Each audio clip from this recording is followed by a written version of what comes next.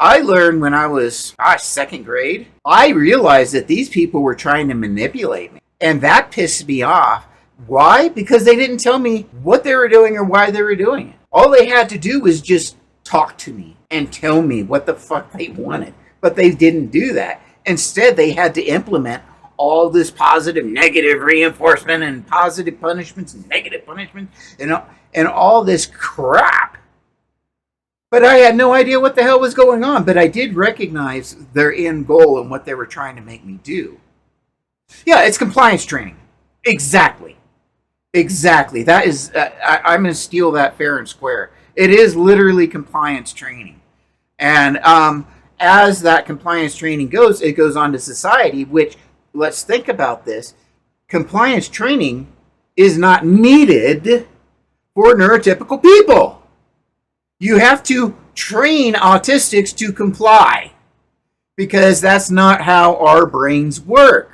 We don't automatically just do stuff because everybody else does. We have to stop and think it through. I had a Mustang, and this Mustang was a wild Mustang. I had her on my place for about a year and a half. She was about four, I think, maybe 3 when I rode her. We didn't know exactly how old she was. She was still young, very young.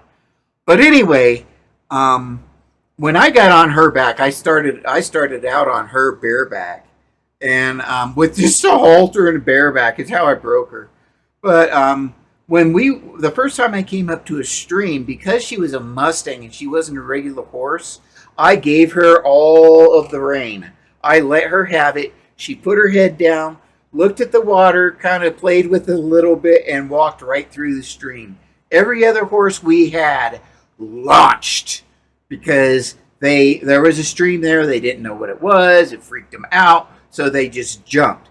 This Mustang was the autistic. It was the one that was smart enough to stop and figure it out on its own. So with that mare, I always trusted her, but I would always let her figure it out. I didn't just say, comply, do this. I didn't just make her go. If she stopped, her ears perked up, I let her check everything out, see what she was looking at, and then we moved along. And that's how the autistic brain works as opposed to the neurotypical brain. And so that's a very, very big differentiation to make.